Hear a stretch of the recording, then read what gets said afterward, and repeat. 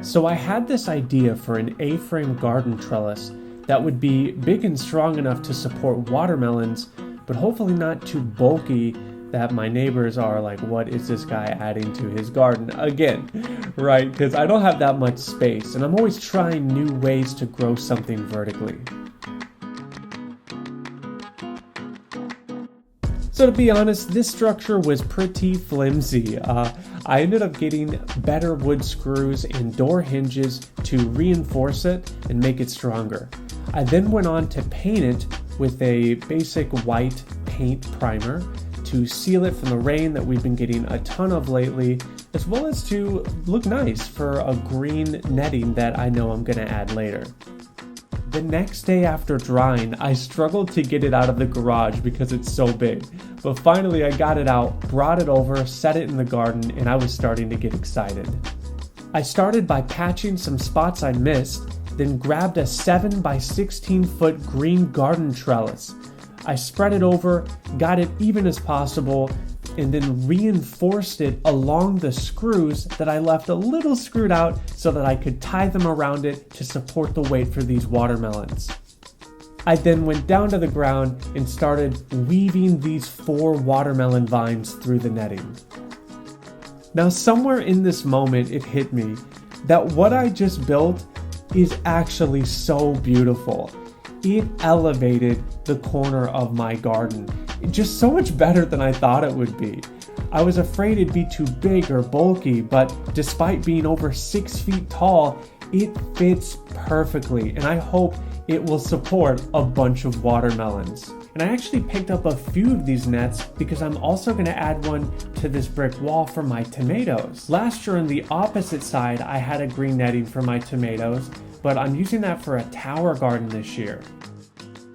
So I thought, why not just move it on over here? So I put in some screws, hung the net down, I tightened it up, and then started weaving some tomato vines, some of which have tomatoes on them already, through them as nicely as I can so that they can begin to grow with the support they need. I gotta say, these green nets are great quality and they've been really versatile for me. But now I'm gonna try something new. I picked up like a 7-foot green post, and I'm going to shove it in the ground in the middle of 4 cucumber plants. The plan is to grow them straight up, and to support their weight, I have some green fencing from last year that I wrapped around it and then trailed these cucumbers up it. I've seen things like this online, but until you try it yourself, I'm always skeptical if it'll really work.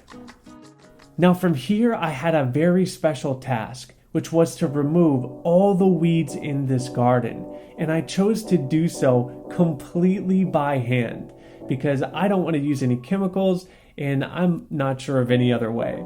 So I swept the entire 0.25 of an acre, the entire inside, as well as the perimeter on the outside.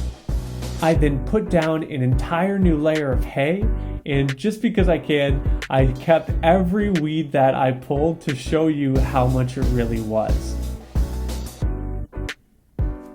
The next day I went on to my final task, which is to fill in some of the empty space around this new A-frame garden trellis.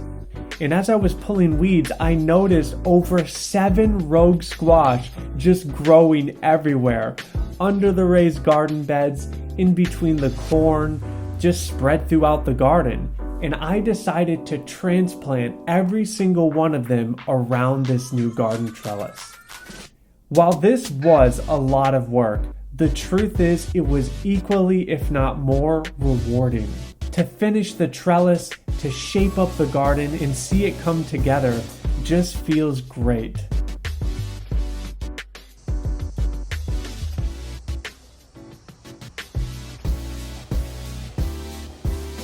And as it began to get dark and all the fireflies began to come out, there's just such a deep level of enjoyment and appreciation I got from it. And I hope this inspires you.